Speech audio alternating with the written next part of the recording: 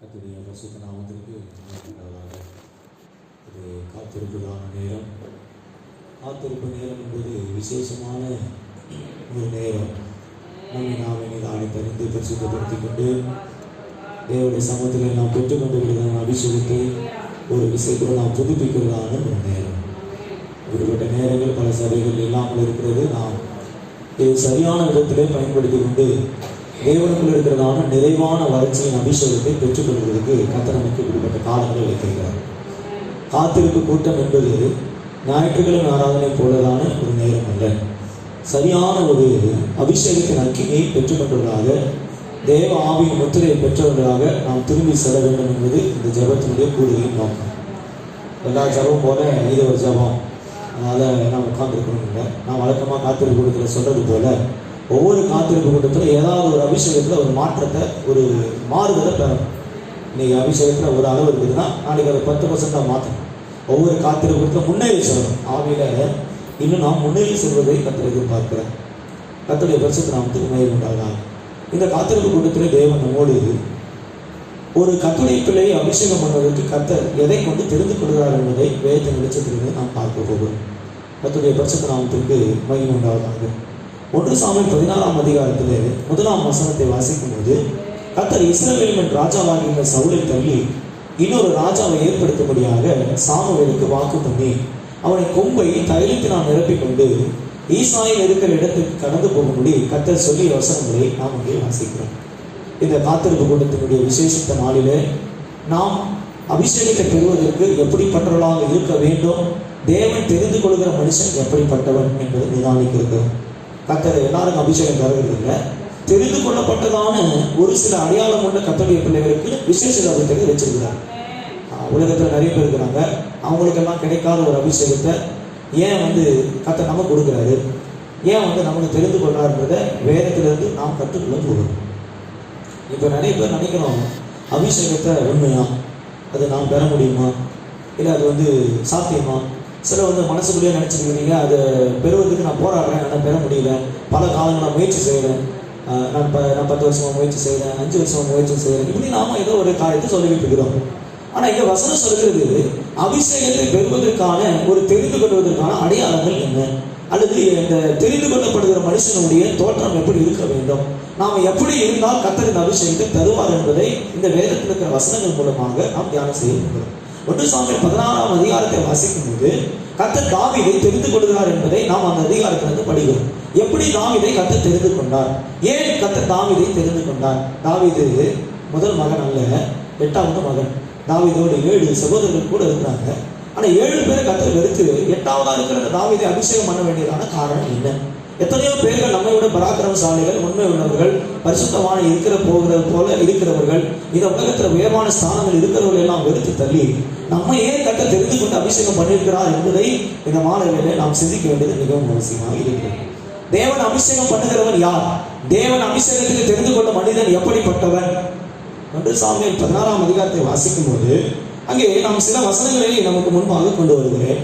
இங்கே வாசிக்கும் போது 6ஆம் வசனத்திலும் 7ஆம் வசனத்திலும் வாசிக்கும் போது, அப்ப ஈசாயினுடைய வீட்டுக்கு ஈசாயை பலிக்கு வரும்படியாக சாமுவேல் அழைத்து அனுப்புகிறார்.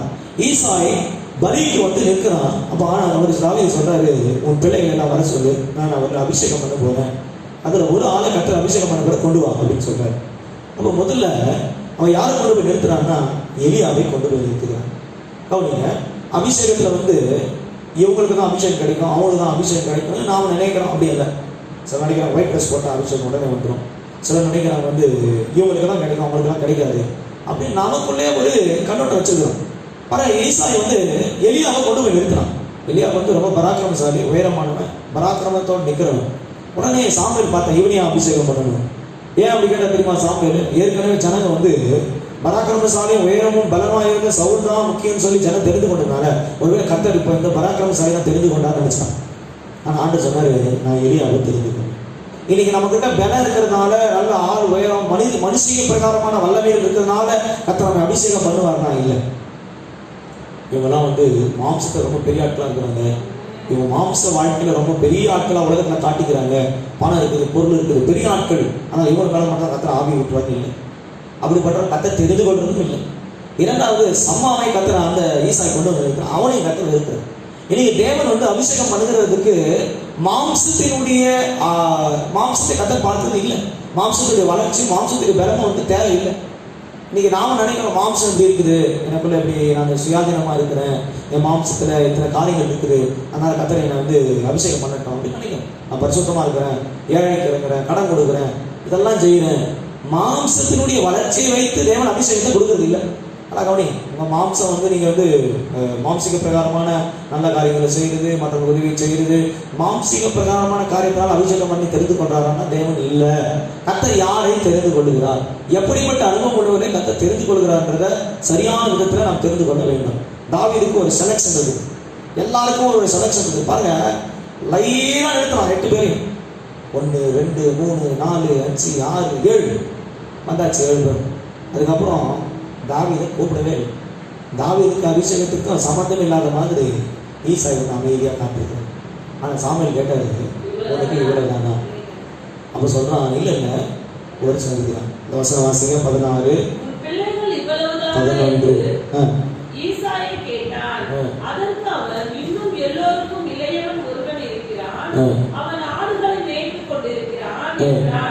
அப்போது சாமுவேல் ஈசாயை நோக்கி ஆள் அனுப்பி அவனை அழைப்பித்து, அவன் இங்கே வருமட்டும் நான் வந்திருக்க மாட்டேன் என்றான். முதலாவது ஒரு கர்த்தருடைய பிள்ளைகளுக்கு அபிஷேகத்தினுடைய முதல் காரியம் அவர்கள் இளையவர்களாக மாறும்.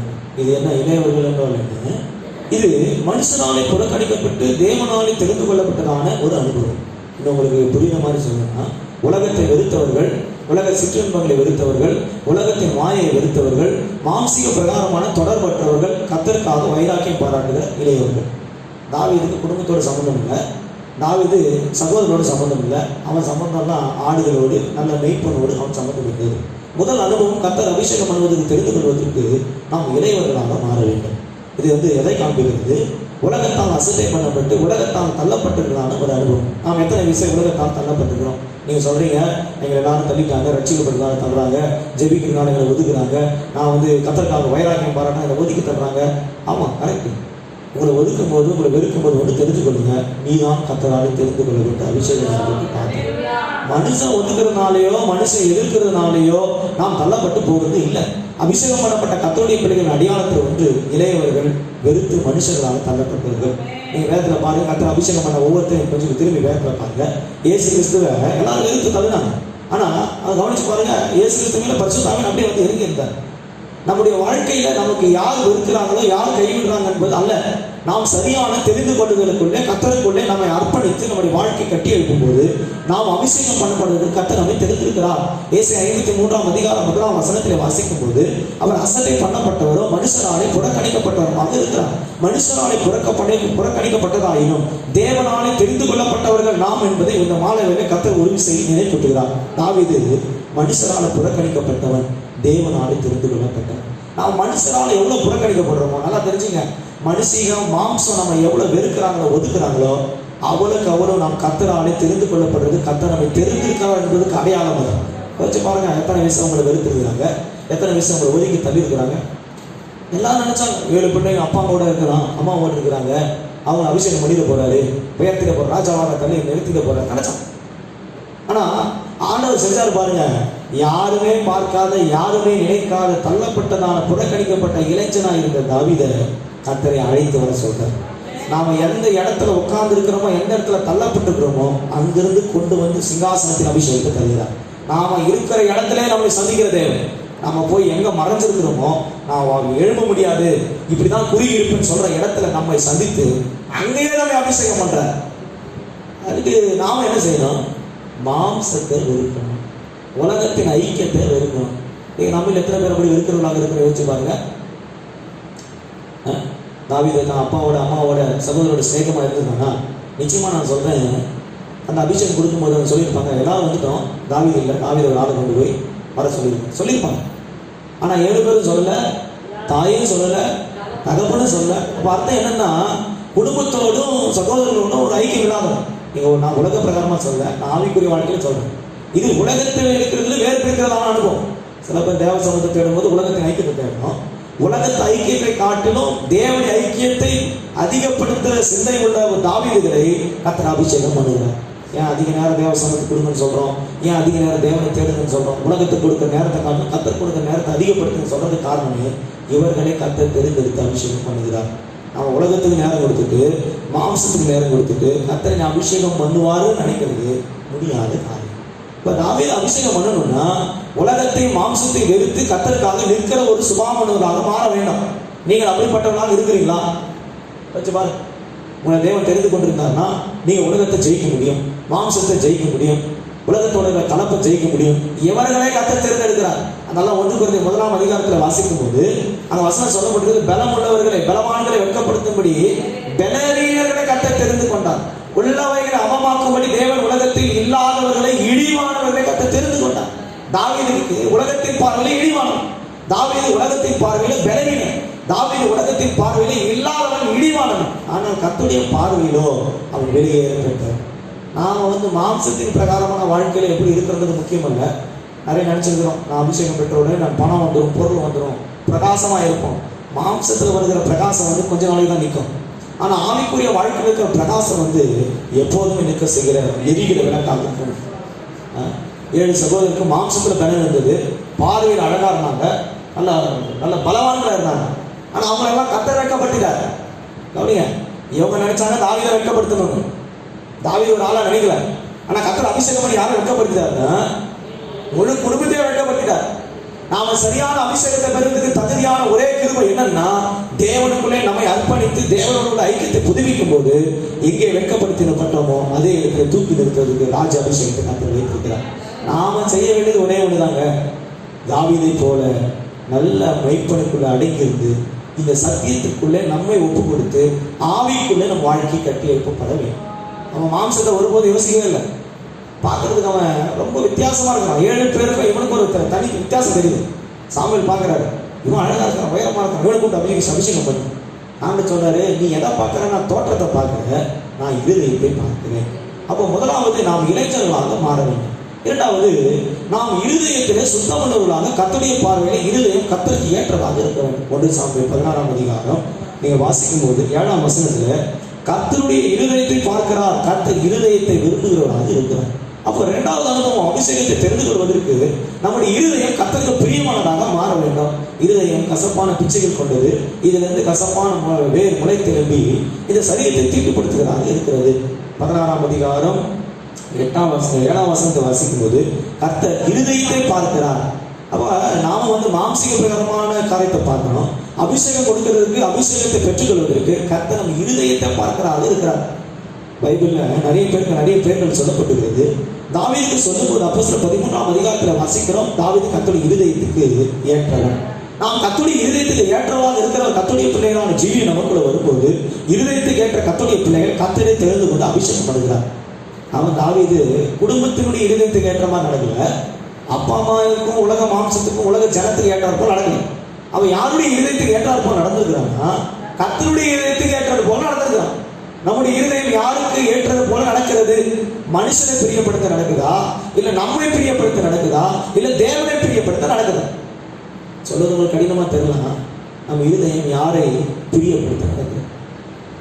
தாவீது கர்த்தரை பிரியப்படுத்த நடக்குது. கொஞ்சம் பாருங்க, சோரமண்டலத்தை எடுத்துக்கிட்டு ஆட்டம் வச்சுட்டு பாட்டு பாடி ஆராதிச்சு அவரை பிரியப்படுத்திட்டே இருக்கிறோம். அவனை வீட்டு மேல கவலை இல்லை, குடும்பத்து மேல கவலை இல்லை, எதை பத்தி கவலை இல்லை. அவரும் நேசரும் அவரும், இவ்வளவுதான். நாம் அப்படி தேவனை பிரியப்படுத்துற இருதயம் நமக்குள்ள இருக்குதான். ஒரு அன்பு நன்றியினால நிரம்புகிற ஒரு இருதயம், ஒரு அபிஷேகத்தின் நிறைவு. ரோமர் 5:5 வாசிக்கும் போது பரிசுத்த ஆவியினால் தெய்வீக அன்பு என் இருதயத்தில் ஊற்றப்பட்டிருக்கிறது. அந்த அபிஷேகம் அப்படி பொங்கி வரணும். ஒரு ஆவியின் அபிஷேகத்தின் மழை அப்படி இருதயத்தை நிரப்பணும். அவன் இருதயம் பாருங்க அப்படி நிரம்புது. தாவீதுடைய இருதயம் கர்த்தருக்கு பிரியமானபடி அபிஷேகத்தின் ஆவியில நிரம்புது. அந்த அபிஷேகம் தான் அவனை தெரிந்து கொண்டது. கர்த்தர் தெரிந்து கொள்றார். ஒரு ஆராதிக்கும் போது, ஒரு பாட்டு பாடும்போது, துதிக்கும் போது இருதயத்திலிருந்து பேசணும், இருதயத்திலிருந்து பாடணும். சில பேர் சமையல கிளாப்பே பண்றது கிடையாது, கை தப்பதே கிடையாது. அப்படியே அப்படியே சில மாதிரி நாங்கள் ஒரு மலைச்சலுக்கு போன வாரத்தில் ஆந்திரா நைட்டெல்லாம் ஜாமம், ஒரு செகண்ட் கூட கண்ணு ஒரு ஆள் முடியும், கையை தட்டி ஆறு படிச்சு ஜாமம். எப்படி அந்த எனர்ஜியை கட்ட தந்தாருன்னு தெரியல. நாம் ஒரு மணி நேரம் உட்கார போகிறோம், அதில் கையை தட்ட முடியலை, உட்கார முடியலை, கனப்படுத்த முடியலை. ஆனால் அங்கே பாருங்க, அவங்க எல்லாரும் வயசானவங்க, 70 வயசு இருக்கும். அவர் ஏறி மலை மேலே ஏறி வந்து சாக கிடக்கிற மாதிரி இருக்கிற வயசானது. அவர் காத்துறாரு, சொல்கிறாரு 29 வருஷம் ஆகுது. ஹாஸ்பிட்டல்லாம் என்னன்னு தெரியாது. 29 வருஷத்துக்கு முன்னாடி ஹாஸ்பிட்டல் பக்கம் போனேன். அபிஷேகத்தை நேரம் அதெல்லாம் ஆஃப் ஆகுதுங்கிறாரு. 8 மணி நேரம் 7 மணி நேரம் அப்படியே நிற்கிறார். வயசானார், இவ்வளோ பேர் வயிறு. அவர் படிக்கட்டியது வராது. நம்மளால் கிளாப் பண்ண முடியல, பாட்டு பாட முடியல, துதிக்க முடியல, வாயை திறக்க முடியல, கையை உயர்த்த முடியல. தாவீது கர்த்தருடைய இருதயத்தை கேட்டார். கர்த்தருடைய இருதயத்தை ஏற்றவங்கள, இருதயத்தை நிறைவில் ஆராதிக்கிறவர்கள கர்த்தரை தெரிந்து கொண்டு அபிஷேகித்தார். ஆராதிக்கும் போதெல்லாம், கர்த்தருடைய சமூகத்துக்கு வரும்போதெல்லாம் இருதயத்தை நிறைவிலிருந்து கர்த்தரை ஆராதிக்கிறார். கடமைக்காக, கட்டாயத்துக்காக அப்படிப்பட்ட ஆராதிக்கிற கூட்டத்தில் நாம் இருப்போமானால் தேவனத்தில் இருக்கிற பரிபூர்ணமான அபிஷேகத்தை பெற முடியும். முதலாவது, நாம் இளையவர்களாக மாறும். இரண்டாவது, நாம் கர்த்தருடைய இருதயத்தை ஏற்றவர்களாக மாறும். மூன்றாவது காலத்தை வாசிக்கும் போது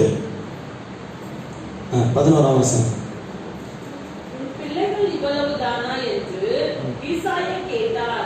அதற்கு அவன், இன்னும் எல்லோருக்கும் இளையவன் ஒருவன் இருக்கிறான், அவன் ஆடுகளை மேய்த்துக் கொண்டிருக்கிறான் என்றார். அடுத்த அனுபவம், இவன் ஆடுகளை மேய்க்கிறவன். இது எதை காண்பிக்கிறது? சரியாக குடும்பத்தை, பிள்ளைகளை வசனத்துக்குள்ள, கர்த்தருக்குள்ள நடத்துது. வசனத்துக்குள்ள, நல்ல மேய்ச்சலுக்குள்ள இருக்கிற ஒரு சத்தியத்துக்குள்ள பிள்ளைகளை நடத்துகிற கர்த்தருடைய பிள்ளைகளை கர்த்தர் அபிஷேகிக்கிறார். நல்லா வசனத்தில் வளரணும், நான் வசனத்தில் வாழணும், வசனத்தில் நிற்கணும் அப்படி எண்ணம் உள்ளவங்க கர்த்தரை தேடி அபிஷேகம் பண்ணுறார். எத்தனை பேர் அப்படிப்பட்ட மேய்ச்சலுக்குள்ள குடும்பத்தை நடத்துறீங்க? எத்தனை பேர் அப்படியே மேய்ச்சலுக்குள்ள கர்த்தருக்குள்ள நம்ம ஒப்பு கொடுக்குறீங்க? ஒரு வாரம் சத்தியம் கேட்குறோம், இந்த மேய்ச்சலுக்குள்ள நான் அப்படியே கேட்டு அப்படியே நான் மாற போகிறேன், டிரான்ஸ்ஃபார்மேஷன் ஆக போகிறேன், உருமாற்ற போகிறேன் அப்படின்ற எண்ணம் எத்தனை பேருக்கு இருக்குது? நல்ல மேய்ச்சலுக்குள்ள இருக்கிற நல்ல ஆடுகளை போல இருக்கிறவர்களை கர்த்தர் தெரிந்தெடுக்கிறார் அபிஷேகத்திற்கு. இந்த 7 பேர் நான் நினைக்கிறேன், ஆடும் தெரியாது, மேய்ச்சலும் தெரியாது. 7 பேருக்கு என்ன தெரியாது? ஆடும் தெரியாது, மேய்ச்சலும் தெரியாது. நான் தாவீதுக்கு என்ன தெரியும்னா, ஆடும் தெரியும், மேய்ச்சலும் தெரியும். வேதத்தில் ஆண்டவர் உயர்த்திருக்கிறவங்க கொஞ்சம் பைபிளில் போய் திரும்பி பாருங்க. யாக்கோபு ஆடு மேய்க்கணும் இல்லையா? யாக்கோபு என்ன இது ஐடி கம்பெனியில் ஒர்க் பண்ணிருக்காரா? இல்லை ஹெலிகாப்டர் ஓட்டிருந்தாரு? என்ன மேய்ச்சிருக்காரு?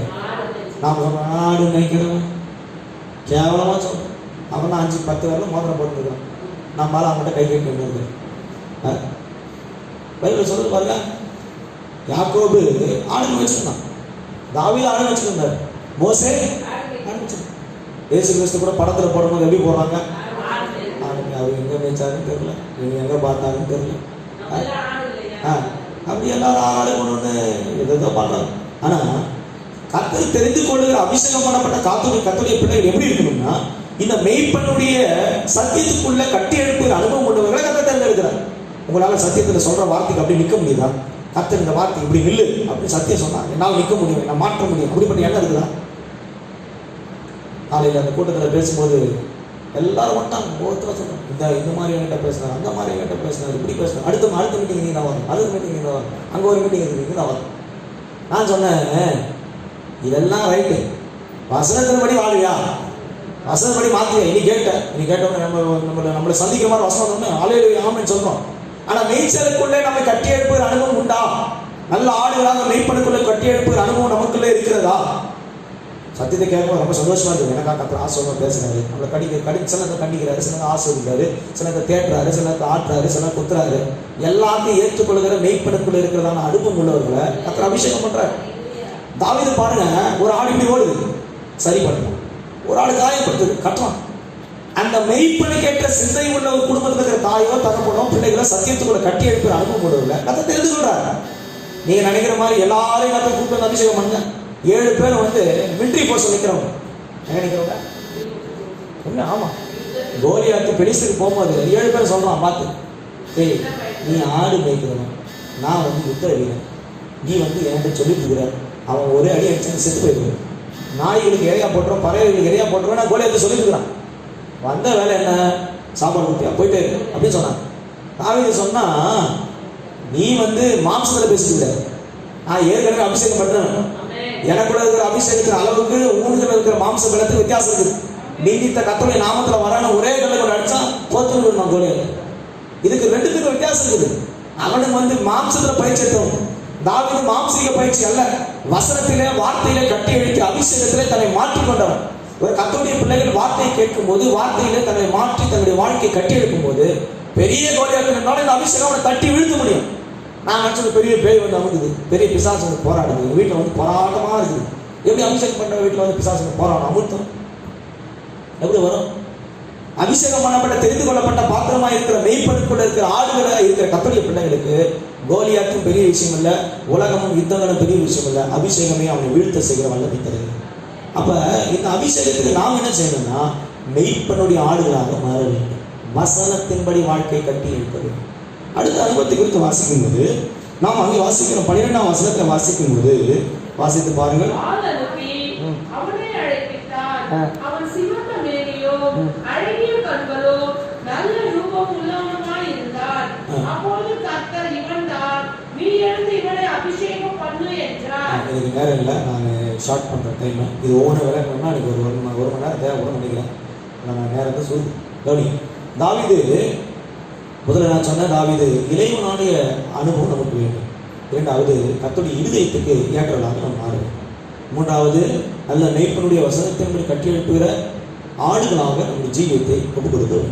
அடுத்து சொல்லப்பட்டிருக்கிறது அவனுடைய ரூபத்தை குறித்து வாசிக்கிறோம். அவனை அழைத்து அனுப்பின போது அவன் சிவந்த மேனி உள்ளவனாக, அழகிய கண்கள் உடையவனாக, நல்ல ரூபம் உள்ளவனாக இருந்தான். இவன் தான் நீ எழுந்து அபிஷேகம். 3 காரியங்கள் தாவீதை பற்றி வர்ணிக்கப்பட்டிருக்கிறதாக வேதத்தை வாசிக்கிறோம். தாவீதுன்னு சொன்ன உடனே இவனை அபிஷேகம் பண்ணு அப்படின்னு சொல்ல, திரும்ப சாமியில் எதை தான் பார்க்குறான்னா தோட்டத்தை தான் பார்க்குறேன். கவனிங்க, திரும்ப சாமியில் எதை பார்க்குறேன்? தோட்டத்தை தான் பார்க்குறேன். அப்போ பார்த்த உடனே தாவீது பத்திரம் எப்படி இருக்குது? சின்ன பையன், சிறந்த மேனி, அழகிய கண்கள், அப்புறம் நல்ல ரூபம் உள்ளவரா. இப்போ சாமியில் பார்க்குறேன், இவன் போய் என்ன செஞ்சிட முடியும்? அப்படியா ஆண்டவரே அப்படின்னு நினைக்கிறேன். ஆனால் இந்த 3 அனுபவம் யாருக்குள்ள இருந்து வந்த அனுபவம் என்பதை நம்ம நிதானிச்சிட்டோம்னா நம்ம வாழ்க்கையில் இந்த அபிஷேகத்தை நீங்கள் பெற்றுக்கொண்டு நம்ம திரும்புவோம். சிவந்த மேனி அங்கே சொல்லப்பட்டிருக்குது, சிவந்த மேனியும் அழகிய கண்களும். அவனுக்கு சொல்லப்பட்டிருக்குது நல்ல ரூபமுள்ளவனமாக இருந்தான். அவனை அழகாக இருக்கிறான், பார்வைக்கு ரொம்ப சிவந்த மேனியாக இருக்குது. இது எதை காண்பிக்கிறது? உன்னத பாட்டு 5ஆம் அதிகாரத்தில் வாசிக்கும் போது அங்கே நம்ம 6ஆம் வசனத்துக்கு மேலே வாசிக்கிறோம், என் நேசர் எப்படிப்பட்டவர். வாசி பாருங்க. உன்னத பாட்டில் வாசிக்கும் போது உன்னத பாட்டு 5ஆம் அதிகாரம் நினைக்கிறேன், 5ஆம் அதிகாரத்தில் நம்முடைய கவனத்தில் இருக்கலாம். உன்னத பாட்டு 5ஆம் அதிகாரத்தில் 7ஆம் வசனத்தில் நினைக்கிறேன், சாரி 10ஆம் வசனம் வாசி.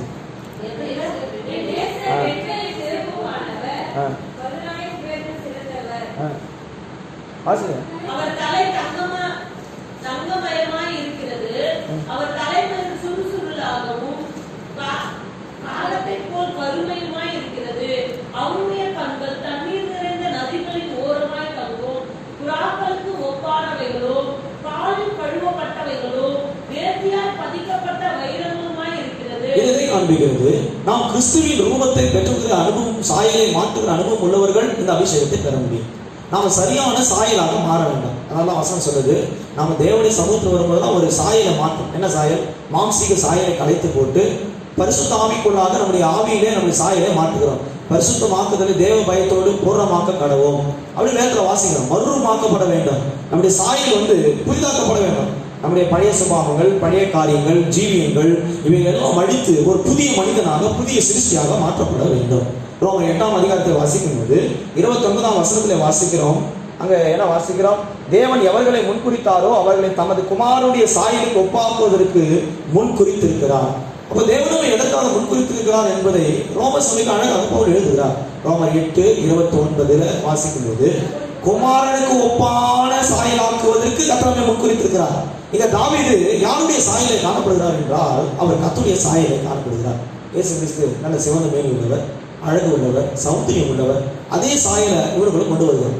அப்போ நமக்குள்ள யாருடைய சாயல் வேணும்னா கர்த்தருடைய சாயல். நம்ம நடக்கையில், நம்முடைய பேச்சில், சுபாவத்தில் கர்த்தருடைய சாயல் இருக்குதா? நம்ம சொல்கிறோம், அவங்க தாத்தா மாதிரியே பேசலாம் பார், அவங்க அம்மா மாதிரியே நடக்கலாம் பார், கை பற்றி அப்படி போகுது, வாய் பற்றி அப்படி பேசுது. நம்ம தாத்தா சாயல் இருக்குது, பாட்டி சாயல் இருக்குது, செத்து போன பாட்டி, செத்து போன தாத்தா, இல்லாதவங்க இருக்காதவங்க, பக்கத்து வீட்டு அக்கா மாதிரி, எதிர் வீட்டு அக்கா மாதிரி, அந்த அக்கா கிட்ட பேசி அந்த அக்கா மாதிரியே பேச ஆரம்பிச்சிருச்சு. இந்த சாயல் அல்ல. தேவன் ஒரு கர்த்தருடைய பிள்ளைகளை முன்குறித்தது எதற்கென்றால் அவருடைய குமாரனுடைய சாயல் ஆகும்படியாக கர்த்தர் தெரிந்து கொண்டிருக்கிறார். தாவீது கர்த்தருடைய சாயலுடைய மனுஷன். அப்போ நம்முடைய முகம் அப்படி சிறப்பா இருக்கும். அது சொல்லப்படுறது பாருங்க, சிவந்த மேனி. அப்போ அவன் தோல் எல்லாம் எப்படி இருந்ததுன்னா சிறப்பா இருந்தது. இது எதை காண்பிக்கிறது? ரத்தத்தினாலே தோய்க்கப்பட்ட அனுபவம் உள்ள கர்த்தருடைய பிள்ளைகளை கர்த்தர் தெரிந்திருக்கிறார். அப்போ அபிஷேகத்தின் முதல் வார்த்தையை நம்மை பரிசுத்தமாக்கி ஒரு ரத்தத்துக்குள்ள தோய்க்கணும். இன்னைக்கு நாம் எத்தனை விஷயம் பரிசுத்தப்படுத்திருக்கிறோம்? அபிஷேகத்துல வரும்போது நம்முடைய சரீரம் முழுவதையும் துவைக்கணும். மேனின்னா தோல், உடம்புல இருக்கிற எல்லா தோல்களையும் அப்படியே ரத்தத்துல கழுவிடணும், அப்படியே சுத்திகரிச்சிடணும். ஒவ்வொரு தோல் பகுதியில முற்றிலுமாக மூடணும். சரீரத்துல தோல் மூடாத இடம் எதாவது இருக்குதா சொல்லுங்க? உங்க சரீரத்துல உச்சங்கால உள்ள கால் வரையிடும் தோல் மூடாத இடம் இருக்குதுன்னு எதாவது சொல்ல முடியுமா? எல்லா இடத்துலையும் தோல் நாள் நிரப்பப்படும். தோல் இல்லைன்னா ஒண்ணும் இல்லை. தாவீது சிவந்த மேனியின் அனுபவம் உள்ளம் என்பதை எதை காண்பிக்கிறது? இது கர்த்தருடைய ரத்தத்துக்குள்ளே ஆட்டுக்குட்டியான ரத்தத்திலே தோய்த்து வெளித்ததான ஜெயம் கொள்ளப்பட்ட சபையை வெளிப்படுத்துகிறது. அபிஷேகம் பெறுவதற்கு ஆட்டுக்குட்டியான ரத்தத்திலே தோய்க்கப்பட்டு வெளுக்கப்பட்டதான அனுபவம் நமக்கு வேண்டும். கழுவப்பட்டிருக்கீங்க நீங்க ரத்தத்தினால, பாவ பணிப்பாங்க மீட்பு பெற்று அபிஷேகம் பண்ணப்பட்டிருக்கு. ஞானஸ்தானத்தோடு சேர்ந்து குற்றத்தை நாம் மன்னித்து தேவனுடைய சமூகத்துல தேவனால ரத்தத்தினால கழுவி இருக்க வேண்டும். சரீரத்தில் இருக்கிற ஒவ்வொரு அவயங்களை கழுவணும். நேரம் இல்லை, நான் சொல்ற ஒரு விளங்க முடியும். சரீரத்தை முற்றிலும் ரத்தத்தினால ஒப்பு கொடுத்து கழுவப்படவில்லை. இரண்டாவது சொல்லப்பட்டிருக்கிறது அவருடைய கண்கள் அழகிய கண்கள். இது எதை காண்பிக்கிறது? கிறிஸ்துவின் தரிசனத்தை பெற்றதான ஒரு அனுபவம் உள்ளவர்களான கண்கள். நம்முடைய கண்கள் எதை பார்க்கிறது? ஏசாயா வாசிக்கிற கண்கள் ராஜாவை மகிமை பொருந்தாத கண்கள் காணும். யோபு சொல்லும்போது என் கண்கள் அந்நிய கண்கள் அல்ல, என் சொந்த கண்களை என் தேவனை காணும். கண்கள் தேவனை காண்கிறதான ஒரு தரிசனம் உள்ள வாழ்க்கை காண்பிக்கிறது. நம்முடைய வாழ்க்கையில தேவனுடைய தரிசனத்தை பார்க்கிற அனுபவம் வரும்போது தேவனுக்கேற்ற ஒரு கண்களாக நம்முடைய கண்களை மாற்றுற அனுபவம் உள்ளவர்களே கர்த்தர் அபிஷேகம் பண்ணுகிறார். நம்முடைய கண்கள் எதை பார்க்குது? வச்சு பாருங்க. வேதத்தில் வாசிக்கிறோம், நம்ம நல்லா வேதத்தை வாசிக்கிறோம். ஆனால் நம்முடைய கண்கள் எதை பார்க்குறது கவனம் இருக்கும். கண்கள் ரொம்ப டேஞ்சரானது. ஆமாம், செல்ஃபோன் பார்க்குது, டிவி பார்க்குது, கண்டதை பார்க்குது, தேவையானதை பார்க்குது, தேவையாக இருக்கிற வசனத்தை பார்க்குறது, தேவையாக இருக்கிற கர்த்தருடைய சமூகத்தை பார்க்குறது. நல்ல தரிசனம் உண்டா? இல்லை. நல்ல வெளிப்படுத்தல் இருக்குதா? இல்லை. நான் சொல்றது மாம்சிக கண்ணு மட்டும் இல்லை, ஆவிக்குரிய கண்கள் சொல்றேன். ஆவிக்குரியவர்களுடைய கண்கள் மனக்கண்களை கர்த்தர் பிரகாசிக்கிறான்னு வாசிக்கும். என்ன கண்கள்? உன் மனதுக்கு ஒரு கண் இருக்குது. அதை குருடா வைக்கிறதும் அதை திறந்து வைக்கிறதும் உங்களுடைய வாழ்க்கையில இருக்குது. நீதிமொழிகளை வாசிக்கும் போது அங்கே சாலமோன் ரொம்ப அழகாக எழுதுறாரு பாருங்க. நீதிமொழிகள்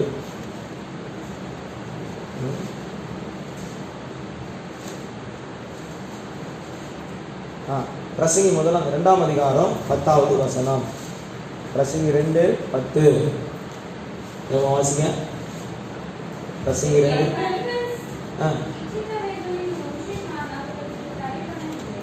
சாலமோன் பெரிய ஆளு, அபிஷேகம் பண்ணப்பட்டவன் தான், ராஜாவாக மேன்மையில கொண்டு வரப்பட்டவன் தான், ராஜா அபிஷேகம் பெற்றவன் தான். ஆனா அவன் கண்கள் எதை போச்சுன்னா கண்கள் இச்சித்தவைகளை ஒன்றையும் தடையே பண்ணல. அவன் மேல கர்த்தர் பிரியமா இல்லைங்க. அவனுக்கு அந்த அபிஷேகத்தை கொடுக்கல. தாவீதின் அபிஷேகம் சாலமோன் கிடையாது. சாலமோன் ஆலயத்தை கட்டலாம், சாலமோனுக்கு தாவீதின் அபிஷேகம் கிடையாது. தெரிஞ்சுங்க, நம்முடைய கண்கள் சரியான தரிசனம் உள்ள வாழ்க்கையை உள்ள வெளிப்படுத்தக்கூடிய வாழ்க்கை கிறிஸ்துவின் கண்களாக மாற வேண்டும். நம்முடைய கண்கள் ஆண்டவருடைய கண்களாக வெளிப்படணும். அதான் சொல்லப்படுகிறது பாருங்க, அவர் குமாரனுடைய சாயலுக்கு ஒப்பான சாயலாகும்படிக்கு நம்ம என்ன பண்ணியிருக்கிறாரு? முன்குறித்திருக்கிறார். எதுக்காக நம்ம அழைத்து முன்குறித்திருக்கிறாரு? அவருடைய சாயலாக மாறுவதற்கு, அவருடைய ரூபமாக மாற்றுவது. ஏன்? ஆதியாகமத்தில் வாசிக்கும் போது அவருடைய சாயலும் அவர் ரூபமாக உருவாக்கப்பட்ட சிருஷ்டி பாவத்தில் விழுந்து இழந்து போன மகிமையை திரும்ப கொடுக்குவதற்கு தான் கர்த்தர் அபிஷேகத்தை வச்சிருக்கிறார். இந்த அபிஷேகம் வரும்போது நம்ம உருமாற்றம், கிறிஸ்துவை போல மாற்றம், கிறிஸ்துவின் சுபாவங்களை கொண்டு வரும். நம்மை காண்கிறோம், கிறிஸ்துவை வெளிப்படுத்துகிற அந்த வல்லமையை கர்த்தர் நம்மிலிருந்து புறப்பட செய்வார். இப்போ மேனி ரத்தத்தால் துவைக்கப்பட்டிருக்க வேண்டும். இரண்டாவது, கண்கள் தரிசனம் உள்ள வாழ்க்கையை நாம் பெற்றுக்கொள்ள வேண்டும். மூன்றாவது சொல்லப்பட்டிருக்கிறது, அவரை பற்றி நம்ம வேதத்தில் வாசிக்கிறோம், நல்ல ரூபமாக இருந்தான். நல்ல ரூபம்னா எப்படிங்க சொல்லுங்க? அழகனா எப்படி? நேராக கோடு மாதிரியா இல்லை மெலிசா சரிங்க? இப்போ சொன்னா பாருங்க, மெலிசாக வேணும், பொண்ணு வெள்ளையாக வேணும், மூக்கு இப்படி இருக்கணும், வாய் இப்படி இருக்கணும், இதில் சளியை செதுக்கிய கொண்டு முடியும். சொல்லுங்க, நல்ல ரூபம்னா எதுங்க? நல்ல ரூபம் சொல்லுங்க. நல்ல ரூபம்னா நீங்கள் ஆளாளுக்கு ஒரு ரூபம் வச்சுருக்கீங்க, அது நல்ல ரூபம். கத்து சொல்றாரு பாருங்க, நல்ல ரூபமாக இருந்தான். அவருடைய பார்வைக்கு நல்ல ரூபம் அப்படிங்க. மாம்சீகத்தை நல்ல ரூபம் இல்லை. மாம்சீகத்தை நல்ல ரூபமாக இருந்தால் அவங்க அப்பா அம்மா கூட வச்சுருப்பாங்க. மாம்சீகத்தை நல்ல ரூபமாக இருந்தால் அவங்க சகோதரர் கூட வச்சுருப்பாங்க. அவன் மாம்சீகத்தை நல்ல ரூபம் அல்ல, கர்த்தருடைய பார்வை கேட்ட நல்ல ரூபம். கிறிஸ்துவின் சாயலுக்கு ஒப்பான நல்ல ரூபம் உள்ள கர்த்தருடைய பிள்ளைகளே கர்த்தர் அபிஷேகம் பண்ண கர்த்தர் தெரிந்து கொள்கிறார். மனுஷனுடைய பார்வைக்கு அழகா இருக்கணும், நம்ம இப்படி இருக்கணும், அப்படி இருக்கணும், அது அல்ல. கர்த்தருடைய பார்வையில நல்ல ரூபம் உள்ளதான தெரிந்து கொள்ளப்பட்ட சந்ததியை தான் கர்த்தர் அபிஷேகம் பண்ணுகிறார். இது எல்லாம் எங்க வந்து தெரியுமா? இது கிறிஸ்துவுக்குள்ள இருந்தான வெளிப்படுத்தல். அதான் உணர்ந்த பாட்டு 5 நான் சொன்னேன், கிறிஸ்துவை போன்றதான சாயலை உடையவன் தாவீது. நாம கிறிஸ்துவை போன்ற மாறும். நம்ம அதான் சொல்றது, தாவீதின் இருதயத்துக்கு அப்படியே கர்த்தர் என்ன செய்யணும்னு நினைக்கிறதோ தாவீது அப்படியே செய்வான். கர்த்தருடைய சாயல் அப்படியே வெளிப்படுத்துவான் தாவீது. பாவம் செஞ்சாதான், ஆனா அபிஷேகத்தை இழந்து போல தான் அபிஷேகத்தை சத்தியம் புதுப்பித்துக் கொண்டே இருக்கிற அனுபவம். இதற்கு மாலை வேலையில இரவு வேலை கர்த்தர் மூணு இடைப்பட்டு பேசுகிறார். தெரிந்து கொள்ளப்பட்டதான அனுபவம் உள்ள கர்த்தருடைய பிள்ளைகளை கர்த்தர் அபிஷேகம் பண்ண விரும்புகிறார். தானியேல் 10ஆம் அதிகாரம் 6ஆம் வசனத்தில் வாசிக்கும் போது கிறிஸ்து எப்படிப்பட்டதான மகிமை உள்ளவராக வெளிப்படுத்தல் இருக்கிறார் என்பதை 10ஆம் அதிகாரம் 6ஆம் வசனத்தில் வாசி பாருங்க. சிங்காசனத்தில் வீட்டுக்கு எப்படி இருக்கிறார்?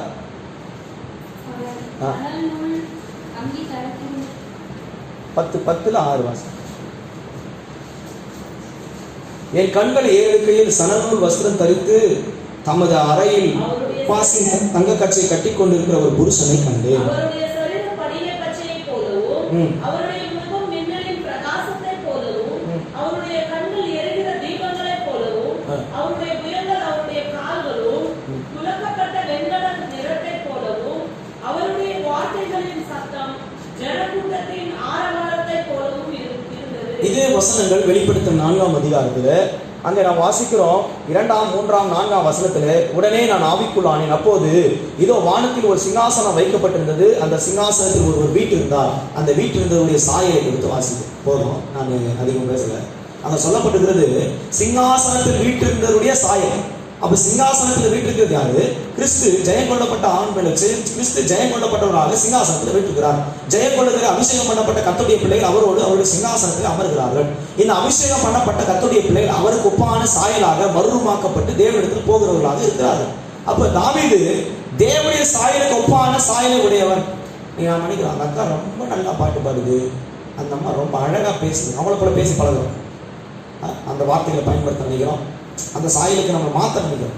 சில பேர் வந்து இந்த ஒரே போட்டுக்கிறாங்க, இந்த சினிமா ஆக்டர்ஸ் மாதிரி ஒரே மாதிரி பார்த்துட்டீங்களா? சினிமா ஆக்டர்ஸ் இப்போ நடிகர் இருக்கிறாங்கன்னா அந்த நடிகர் மாதிரி ஓரளவுக்கு இருப்பான், இவன் என்ன பண்ணால் அவனை மாதிரி முடி வைக்கிறது, அவனை மாதிரி பண்ணி இந்த இதில் நாடகத்தில் இதெல்லாம் நடிக்கிறான். அவன் வந்து ஏதோ உலக சாயலை காட்டணும்னு நினைக்கிறான். ஆனால் நம்முடைய சாயல் வந்து அப்படி அல்ல, கிறிஸ்துவின் சாயலை வெளிப்படுத்துகிறவனாக மாறணும். நம்ம போகிற இடம், நம்ம வர இடம் தாவீதை போல அபிஷேகம் பண்ணப்பட்ட கர்த்தருடைய சாயலை காண்பிக்கிறவர்களாக நம்ம மாறும்போது கர்த்தர் நம்ம தெரிந்து கொண்டு அபிஷேகம் பண்ணுகிறார். அப்போ நம்ம அபிஷேகம் பண்ணுவதற்கு கர்த்தர் தெரிந்து கொள்கிற பாத்திரம் யார்? கர்த்தருடைய அபிஷேகத்தை பெறுவதற்கு நாம் எப்படிப்பட்ட பாத்திரங்களாக இருக்கும்? முதலாவது நாம் இளையவர்களாக இருக்க வேண்டும். நாம் உலகத்தால் புறக்கணிக்கப்படலாம், மாம்சீகமான புறக்கணிக்கப்படுதல் அல்ல, தேவனால் தெரிந்து கொள்ளப்படுவதாக இருக்க வேண்டும். இரண்டாவது கர்த்தருடைய இருதயத்துக்கு ஏற்றவர்களாக இருக்கும். மூன்றாவது மெய்ப்பனுக்குள்ளாக இருக்கிறதான ஆடுகளாக வசனத்துக்கு கீழ்ப்படுகிற அனுபவம் உள்ளதாக மாறும். நான்காவது வாசிக்கும்போது அங்கே நாம் வாசிக்கிறோம், அவன் சிவந்த மேனி அது கிறிஸ்துவின் சாயல். இந்த 3 அனுபவங்கள் கிறிஸ்துவின் சாயலை வந்து காண்பிக்கிறது. இதில் சிவந்த மேனி என்பது கிறிஸ்துவின் ரத்தத்துக்குள்ளே தங்களை கரைதறியாற்றவர்களாக பரிசுத்தம் பண்ணப்பட்டதான சபையை காண்பிக்கிறது. இரண்டாவது பரலோக அழைப்பும் தரிசனம் உள்ளதான ஒரு கண்கள் உடையவர்கள், கிறிஸ்துவின் கண்களை போன்ற பிரகாசம் உள்ளவர்கள், உலகத்தின் இச்சைகளை ஜெயித்த கண்கள் உடையவர்கள் அபிஷேகத்தில் பாத்திரங்களாக இருக்கிறார். மூன்றாவது நல்ல ரூபம், கிறிஸ்துவின் ரூபம் சாயல், கிறிஸ்துவை வெளிப்படுத்துகிற நடக்கை உள்ளவர்களை அத்தனை அபிஷேகம் பண்ணுகிறார். நீங்கள் யோசிச்சு பாருங்க, இதில் நாம் எங்கெல்லாம் தவறி இருக்கிறோம், எங்கெல்லாம் சரியா இருக்கிறோம். இதனால தான் சரியான அபிஷேகம். நீங்கள் நினைச்சிருக்கலாம் இந்த அபிஷேகத்தில் போதும் இல்லை, இந்த சாயல், இந்த அழைப்பு, இந்த தெரிந்து கொள்ளுதல் இருக்கிறவர்களுக்கு விசேஷமான அபிஷேகம். ஆமா, எல்லாருக்கும் ஒவ்வொரு அபிஷேகம். சவுலுக்கு ஒரு மாதிரியான அபிஷேகம், சாலமோனுக்கு வேற மாதிரி அபிஷேகம், ரெகோபியாமுக்கு வேற மாதிரி அழைப்பு. ஆனா தாவீதுக்கு விசேஷமான அபிஷேகத்தை கர்த்தர் தருகிறார். ஏன்? அவன் இத்தனை அனுபவங்கள் உள்ளவன். நாம் எந்த அனுபவத்திலும் உட்கார்ந்து இருக்குன்னு யோசிச்சு பாருங்க. நிறைய பேர் அபிஷேகம் பெறல, சில பேர் அபிஷேகம் எப்படி பெறதுன்னு யோசிச்சுருக்கிறீங்க, சில பேர் அபிஷேகம் என்றால் என்ன அப்படி ஒரு கேள்வி எடுத்து உட்கார்ந்துருக்கிறீங்க. நீங்க தாவீதை போல இந்த அனுபவம் உள்ளவர்களாக நம்மையும் வாழ்க்கையை முற்றிலும் மாற்றும் போது கர்த்தரை நம்ம தெரிந்து கொண்டு சந்தித்து அபிஷேகம் பண்ணுகிறார். அவன் அப்படியே விடல, கொண்டு வந்து தன் சகோதரருக்கு முன்பாக அபிஷேகம் பண்ணி அவன் பார்த்து விட்டு கர்த்தரை நிரப்பினான். எங்கள் வீட்டில் வாசிப்பாரு 16ஆம் அதிகாரத்தில் 1 சாமுவேல் 16 11ஆம் வசனத்துக்கு மேலே சொல்லப்பட்டிருக்குது.